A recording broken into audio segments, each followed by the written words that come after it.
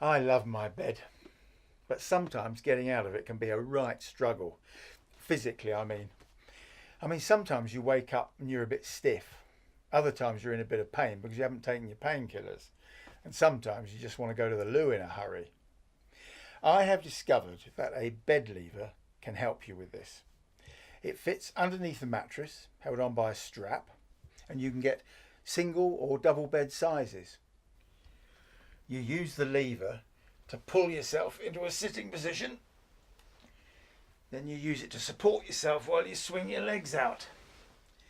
Then you use it as leverage to stand up, like so. I've also been advised not to get up too quickly, to do it slowly and steadily to avoid getting dizzy or falling over. But my, this is a comfy bed.